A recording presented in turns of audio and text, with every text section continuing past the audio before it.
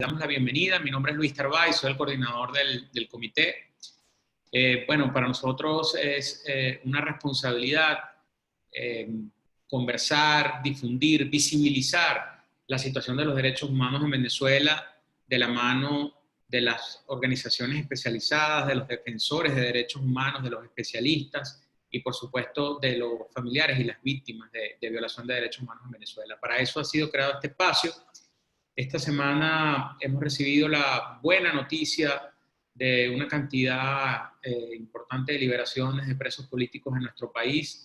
Felicitamos a ellos y a sus familias por ese reencuentro. Pero hoy hemos invitado a una defensora de derechos humanos y también familiar de víctima de violación de derechos humanos, Molly de la Souta, quien es hermana de el preso político Capitán Luis de la Sota, preso desde el 2018. Y bueno, para nosotros también es una responsabilidad hablar de este tema, porque como partido político, como dirigentes, hemos exigido a la Fuerza Armada Nacional desde hace muchos años, pues que cumplan con su institucionalidad, que cumplan con su deber, y en estos momentos, esta cantidad de ciudadanos militares que se encuentran presos y que sufren torturas, tratos crueles durante su detención, pues merecen toda nuestra atención, toda nuestra difusión, todo nuestro apoyo. Así que, Molly, te damos la bienvenida el día de hoy. Tengo muchas preguntas, pero bueno, espero que podamos resumir pues este espacio, tus posturas, las posturas de los familiares, para que el público pueda conocerla y pueda recibir el apoyo de todos. En breve vamos a abrir también el espacio para las preguntas, que con mucho gusto vamos a atender. Muchas gracias, bienvenidos todos. Bienvenida, Molly. Mi primera pregunta tiene que ver precisamente con la decisión tomada recientemente de liberación de estos presos políticos. No vimos en esa lista ningún preso político militar. ¿Cuál es la posición de ustedes como familiares? ¿Qué es lo que ustedes exigen? ¿Qué es lo que ustedes esperan? ¿Y cuál es la expectativa que tienen luego de esta liberación? Que, por cierto, no quisiera continuar sin mencionar que esta liberación nosotros la tomamos con beneplácito por las familias y, por supuesto, por los presos políticos. Pero no la tomamos como una muestra de un cambio, de un viraje en la situación de secuestro que viven hoy los venezolanos y que viven los presos políticos. No vemos sino una estrategia orquestada para seguir manipulando a la opinión pública, para seguir tratando de lavarse el rostro la dictadura y poder, como ellos mismos lo han expresado de forma directa, tratar de legitimar un proceso electoral que se avecina, así como lo han hecho en otras oportunidades, utilizando de forma perversa a los presos políticos con fines electorales, de tal manera de que puedan continuar con esa espiral de manipulación y secuestro que sufrimos los venezolanos y que sufren los presos políticos. Dejo el derecho a la palabra a Molly con esta pregunta. Muchas gracias. Pero saludos para tu audiencia y muchas gracias por este espacio. Como bien sabes, bueno, en Venezuela siempre se acostumbró a hablar de presos políticos civiles. El tema de los presos políticos militares no ha encajado, ¿no? Desde el 2014 aproximadamente ha habido consecutivamente varias denuncias de miembros de la Fuerza Armada a través de golpes de Estado, o intentos de golpes de Estado, intentos de magnicidio. Aproximadamente han habido 20, más 25, que donde estaban los militares involucrados en presuntos intentos de golpe. Y comenzó también una política de control y tortura para las Fuerzas Armadas y aplicación de la tortura sistemática. Entonces ha sido muy difícil hacerle entender al venezolano que el militar también es un preso político. ¿Por qué? Porque está allí muchas veces por haber denunciado una corrupción, una politización de las Fuerzas Armadas, por haber denunciado que las cosas no están, la presencia de cubanos, o muchas veces la corrupción interna, que es demasiado. Entonces, por cualquier cosa que se quejara un militar, pues allá vas para la DGCIN y te involucramos con un dirigente político que nosotros tenemos en la mira. Y así hemos visto muchos casos como el golpe azul, el golpe Jericó, el golpe Fénix, que eran involucrados Julio Borges, el alcalde Ledesma, el mismo Capriles, Leopoldo López. En el caso de mi hermano fue en el 2018, 2 días antes de las elecciones. Ellos iniciaron unas detenciones arbitrarias de aproximadamente 200 militares, y entre ellos los comandos de Operaciones Especiales de la Armada, de la Guardia Nacional y de la aviación. Y los involucraron en este caso era María Corina Machado, que ella estaba metida en una conspiración con Colombia, con Estados Unidos, un magnicidio y bla, bla, bla. Entonces, esa fue como la excusa. De hecho, a ellos los torturan cruelmente. Le aplicaron asfixia mecánica con bolsa plástica, a mi hermano le aplicaron electricidad, estuvo 4 días encapuchado con polvo lacrimógeno, los torturadores le daban golpes con palos en los sótanos de la DGCIN. Asimismo, pasó otro cuarto de tortura, que lo llaman el cuarto de los locos, para que se declarara culpable de conspirar. Si ellos tienen pruebas, y si ellos saben que ellos son conspiradores, traidores a la patria o lo que sea, ¿dónde están las pruebas? O sea, hay militares, aproximadamente hoy son 132 militares, pueden haber muchos más, pero tenemos registrados 132, cuya mayoría están sin juicio. Hay militares 5 años sin juicio, 4 años sin juicio, 3 años sin juicio, 2 años sin juicio. ¿Qué nombre le ponemos a eso? Hay militares que tienen más de 1 año sin audiencia preliminar. Hay un militar como es el general Hernández Acosta, que tiene una decisión del grupo de trabajo contra la detención arbitraria de las Naciones Unidas para que sea liberado, y no ha sido liberado. Hay militares con medidas humanitarias, hay militares de hecho que han cumplido la pena de casi 5 años, hace 8 meses han debido estar libres y no lo están. Entonces, ¿qué está pasando con los militares? ¿Por qué esa vuelta de espalda de la sociedad y voy a mirar a otro lado? Es que los militares no tienen derechos humanos, es que nosotros vamos a aceptar la tortura en seres humanos que de alguna manera se han puesto de lado de la Constitución. Entonces, de verdad que la familia militar estamos como abandonada o muy sola en esto, y la lucha la hemos tenido que vivir nosotros como familia. Y hemos exigido también mucha participación de la comunidad internacional y de que ojalá la oposición venezolana se uniera para denunciar lo que ha pasado en Venezuela. Y lo vimos ¿cómo? Lo vimos en la muerte por tortura del capitán Acosta Arévalo. ¿Dónde están los torturadores hoy en día? No están presos. De hecho, el mismo informe de la señora Bachelet de este año le dedicó 8 líneas. Aquí está. 8 líneas en su informe diciendo que los asesinos de Acosta Arévalo se habían declarado culpables, pero no le habían aplicado solamente 6 años y medio y no tortura. ¿Dónde está la denuncia de la impunidad de este horrendo crimen? ¿Cómo hacemos nosotros ante que nosotros, a dónde denunciamos? De verdad que no hemos tenido el apoyo que hemos esperado. No es una sorpresa que no salgan militares, porque tampoco es una sorpresa que no nos apoyan. Y necesitamos este apoyo como organizaciones como la de ustedes, de derechos humanos, de todos los partidos políticos, de todas las fuerzas de las ONG que están en Venezuela, para exigir la liberación de los presos políticos militares. ¿Cuál sería en concreto la petición que ustedes le hacen, por ejemplo, al Alto Comisionado de Naciones Unidas? Mira, no es algo que no esté considerado en el derecho internacional. Aquí hay una resolución que se aprobó en el Consejo de Derechos Humanos el 26 de septiembre del año pasado, que firmó la señora Bachelet. De hecho lo hizo con la firma del canciller de Maduro, Jorge Arriaza, en donde se dice que esta comisión estará en Caracas para cumplir con las recomendaciones del informe del año pasado, el 2019.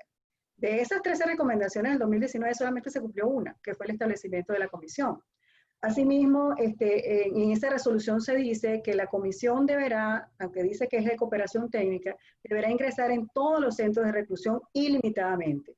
Y no ingresó ni a la DGCIN, ni al Helicoide, ni al CELIN Plaza Venezuela, no lo hizo en La Pica, y además fue 2 veces a Ramo Verde y fue por una visita guiada por 3 generales, que obviamente no dejaron que fuese independiente.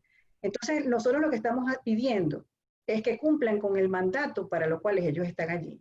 Y hemos visto cómo han habido más de aproximadamente 12 talleres de derechos humanos a los miembros de la Fiscalía, del Ministerio Público, del Tribunal Militar, de la Defensoría del Pueblo, que ellos todos tienen nuestras denuncias. Nosotros hablamos con los funcionarios, los oficiales de la señora Bachelet, y una de las denuncias, de los pedimientos que nosotros decíamos era que dónde estaba el seguimiento a las denuncias que se introducen por tortura, por tratos crueles e inhumanos, por falta de debido proceso ante la Defensoría del Pueblo, ante el Ministerio Público, que dónde están, cuál es el resultado, porque se supone que para eso es que están dando los talleres y no nos saben decir. Ellos dicen que ellos tramitan nuestras denuncias ante las autoridades, pero nosotros no necesitamos que nos tramiten las denuncias, porque las denuncias están. Nosotros necesitamos que escuchen y que denuncien que se están violando los derechos humanos y que nuestros familiares siguen así. O sea, por ejemplo, mi hermano tiene una solicitud para ingresar al urólogo desde febrero de este año y ha sido imposible.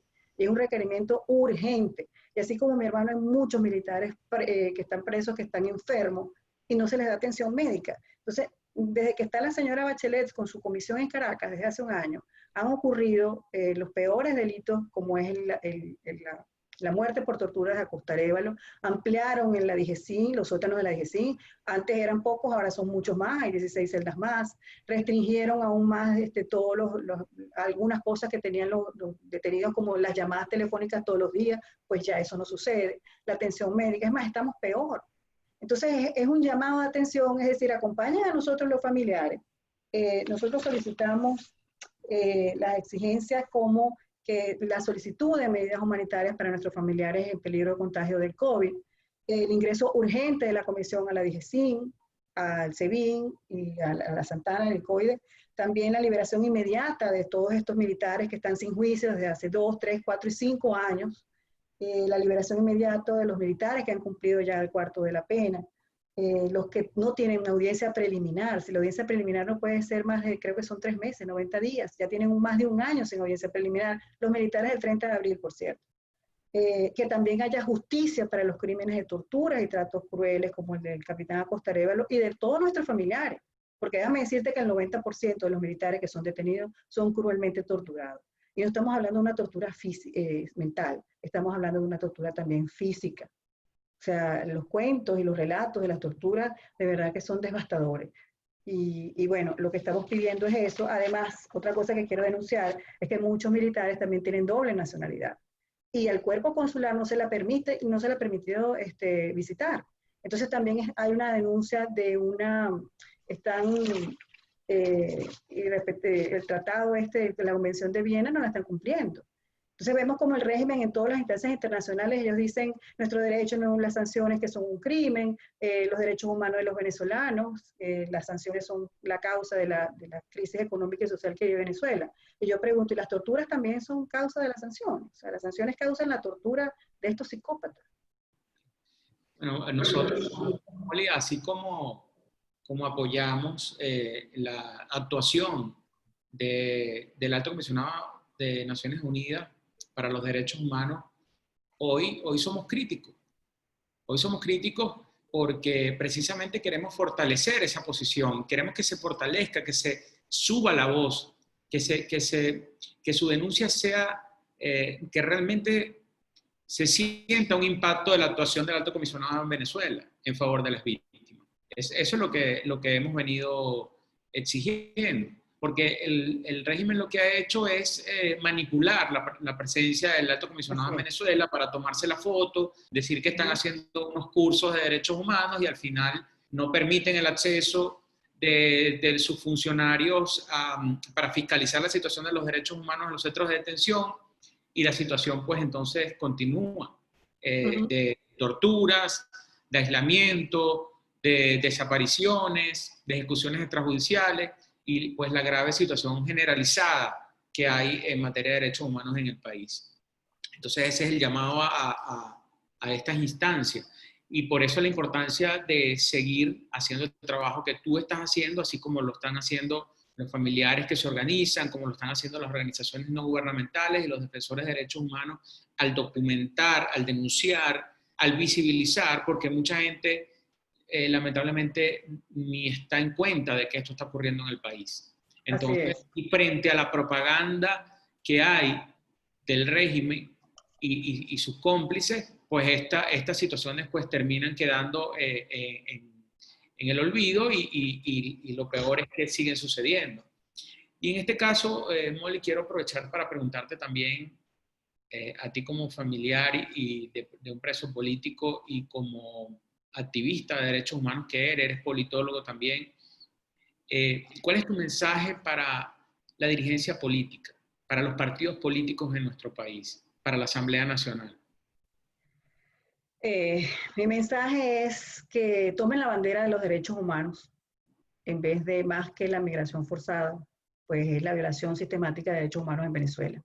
No estamos hablando de los derechos humanos a la salud, estamos hablando de uno de los peores crímenes que son más condenados en el mundo, que es la tortura. En Venezuela se tortura todos los días. Estamos hablando de tortura física y psicológica. En todos los países hemos visto, por ejemplo, en Nicaragua, que la oposición ha logrado liberar, el año pasado liberó un régimen de Daniel Ortega, más de 1000 presos políticos, hicieron campañas, huelgas de hambre, salieron a la calle y todo lo demás. Hemos visto aquí como de verdad la bandera ha sido la migración forzada y ahora quieren que sea considerada como refugiados. Y yo les pregunto, ¿los refugiados son aquellos que han huido de una guerra? Es que nosotros estamos en guerra. Si estamos en guerra, entonces no son presos políticos, son prisioneros de guerra. Además, los refugiados tienen la condición de que huyen de la violación sistemática de derechos humanos. Entonces, ¿cuándo de verdad nosotros vamos a tomar en serio la violación de derechos humanos? No es posible que tengamos unos meses hablando de elecciones, elecciones, elecciones, y mientras tanto ellos están torturados. Por Dios, hay una persona torturada en un sótano. Hay celdas de castigo que se llaman, celdas de tortura, que se llaman el Tigrito, el cuarto de los locos, la nevera, el ascensor.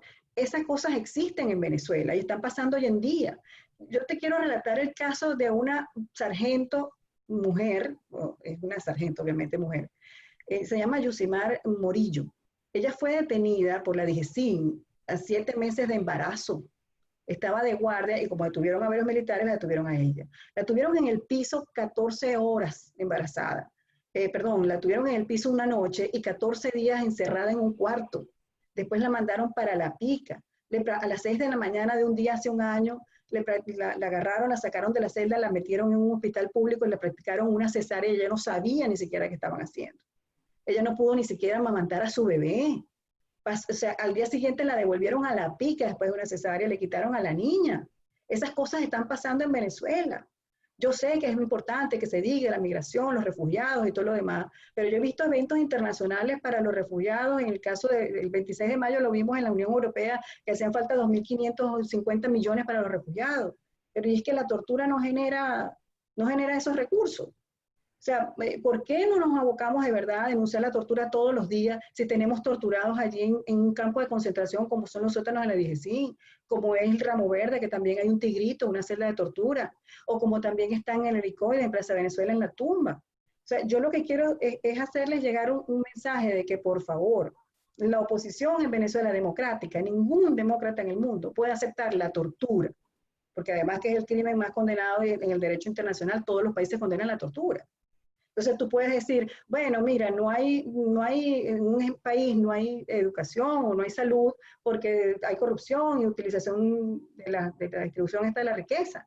Pero ¿dónde hay tortura? ¿Quién tortura? Entonces vemos que hay un sistema de tortura más que todas las Fuerzas Armadas, que son los traidores a la patria y son todo lo demás. Y no vemos una política de Estado donde todos los días se denuncien los presos políticos. Cuando escuchamos nosotros hablar de presos políticos militares, menos. Y es que ellos no son seres humanos.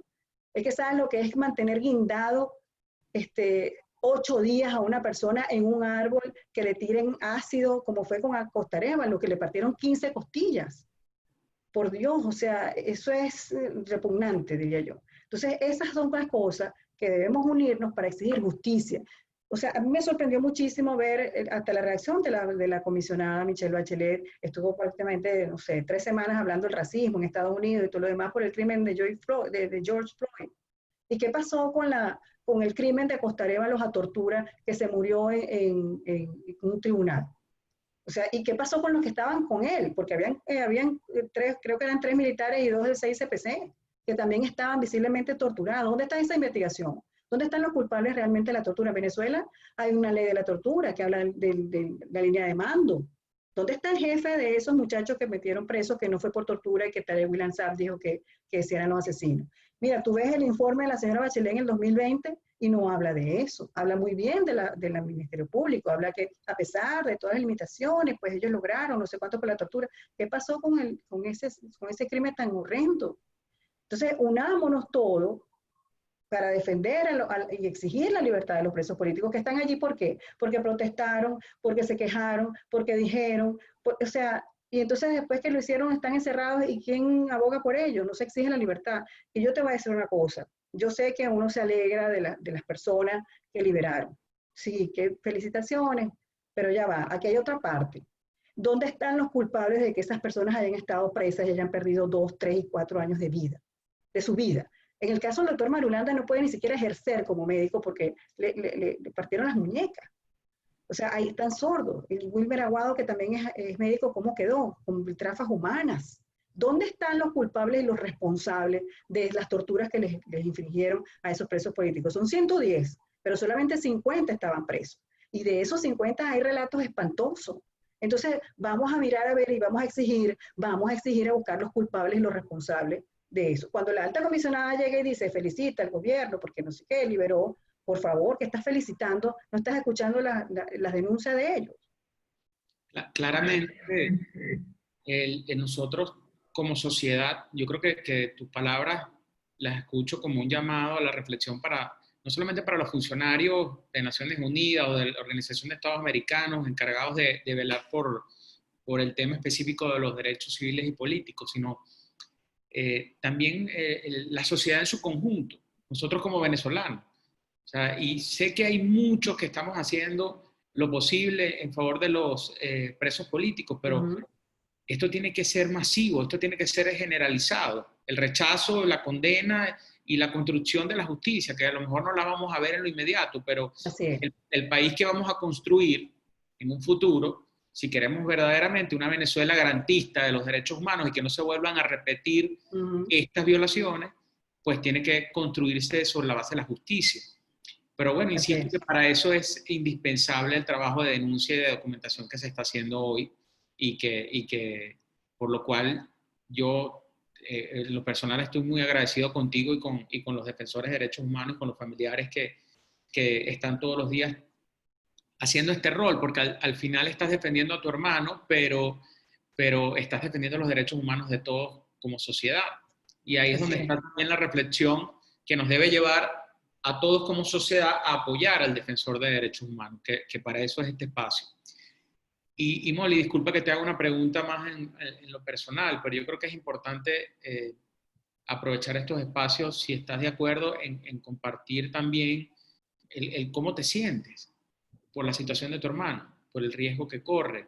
O sea, ¿qué sienten los familiares hoy en día ante estas liberaciones que acaban de ocurrir, pero es que significan una puerta giratoria, significan, como tú mismo lo has dicho, un paso que a lo mejor te acerca a la justicia, pero no es la justicia todavía? Y todavía no vemos en Venezuela una salida política a la crisis tan grave que estamos viviendo. Entonces, ¿cómo se sienten ustedes en lo personal? Mira, hay una gran frustración. Yo a veces me siento muy frustrada, ¿no? Porque en el caso de Luis, y hay muchos militares que han sido así, el caso de Luis Humberto tiene medidas cautelares de la Comisión Interamericana de Derechos Humanos, de la CIDH, desde el 3 de octubre del 2018. Toda la DGCIN tiene una medida cautelar para proteger a los que están allí. Y allí igualito mataron a Costa Arévalo. He ido a la Cruz Roja Internacional para exigirles, porque ellos tienen un mandato, que también atención médica y logren ingresar un médico a la DGCIN, en el caso de Luis, a la DGCIN. Y no he logrado nada. He denunciado, que el caso de Luis está hasta la Corte Penal Internacional. He denunciado en el Grupo de Lima, he denunciado en la Asamblea, he denunciado en todas partes, en la comisión de la señora Bachelet. ¿Y qué se ha logrado? O sea, en realidad a veces tú dices, bueno, ¿y qué he logrado? Bueno, él está vivo, ¿ok? Porque yo siento que nosotros los familiares, el deber nuestro, no solamente es luchar porque salgan, sino también de proteger con su vida y de no permitir que nadie se olvide de que ellos están allí. O sea, si nosotros no somos los familiares, sé que tú dices, bueno, los partidos políticos, es verdad, a veces nos quejamos, que no nos escuchan, no, pero la principal tarea es del familiar, denunciar y no rendirse. Y todos los días me paro y digo, si te frustras, Molly, tienes que seguir adelante, no te puedes rendir, porque mi hermano cuenta conmigo, con mi voz. y todos los que están allí cuentan con la voz de la familia, de la madre, de la hija, del hermano, de la hermana, de su esposa. Y muchas veces hay miedo, Luis. Y hay mucho miedo porque dices, bueno, pero es que si yo hablo me van a atacar. Bueno, mira, pero si no hablas también. Y si no dices nada y nadie va a saber que tu esposo está metido en esos sótanos inmundos. Porque hay que ver la cara. Mira, mi hermano en estos momentos, o sea, la Casa de los Sueños de la DIGESIN, que inauguraron el 1 de enero, son puertas, son celdas de 3x2, donde tienen una litera de concreto, ¿ok? Con un inodoro en medio, y tienen la puerta cerrada de hierro con una pequeña ventanilla por donde le pasan los medicamentos y su alimento. Y las llaman cínicamente las puertas Bachelet, porque como ella no pudo entrar, entonces le pusieron las puertas así. Esa puerta permanece cerrada 24 horas al día. Ellos no ven la luz del sol, no tienen aire natural. En esa celda que están en el piso, que están hacinados, tienen que comer, dormir, hacer sus necesidades fisiológicas. ¿Y en qué piensan ellos todos los días? Es como estar encerrado en un baño, Luis.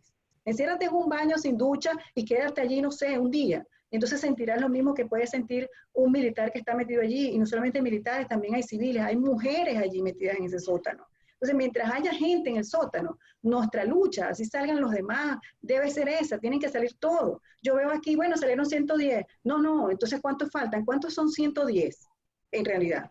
Salieron el 22% de los presos políticos en Venezuela. Y entonces, ¿qué pasa con los otros, con los 78? No, tenemos que luchar por los 78 que faltan y no rendirnos todos los días. Pero yo siento así como que, ay, salieron presos, vamos a ver las elecciones, ¿vamos o no vamos? Ese no debe ser el tema.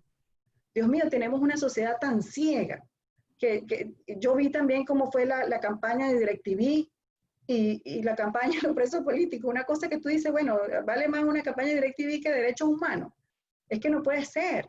Entonces, bueno, mira, en verdad a veces me siento muy frustrada, pero bueno, es como dice uno, agarra ánimo y busco otro punto de lucha y bueno, y voy con la comisión y voy a la Cruz Roja y a la OEA y a la ONU, porque a nivel nacional, ¿qué podemos hacer?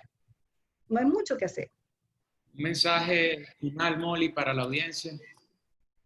Denuncien y acompáñanos a la denuncia. Transmitan, por favor, el mensaje nuestro, transmitan que hay personas torturadas en Venezuela, que no acepten esto y que tiene que haber justicia, porque las víctimas de la tortura tienen dolientes y somos nosotros los familiares y queremos que se haga justicia a los perpetradores y también a sus cómplices, porque en esto hay mucho cómplice.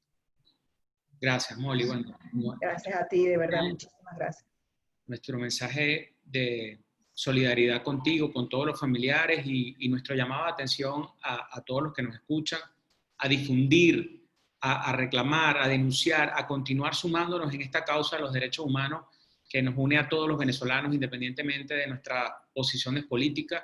Es el momento de unirnos, de exigir ya basta de violaciones a los derechos humanos, ya basta de tortura, ya basta de presos políticos y ya basta de caer en el juego de la dictadura, de negociar con la vida de las personas. Muchísimas gracias. Nos vemos en la próxima oportunidad para este espacio de Hablando en Derechos Humanos. Gracias.